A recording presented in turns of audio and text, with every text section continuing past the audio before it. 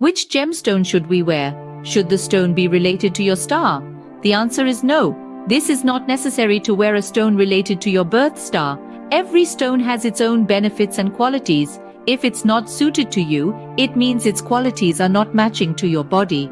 You should instead wear another gemstone. Some powerful and popular stones are agate, turquoise, hematite, ruby, etc.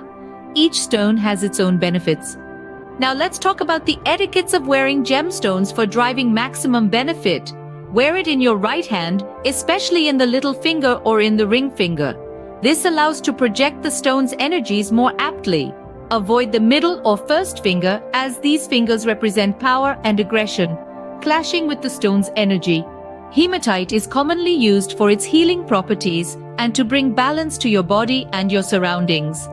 Wearing it can give you confidence and reverence, especially when visiting a person of authority such as a judge or ruler. If you're curious about unlocking the benefits of specific stones, leave a comment below.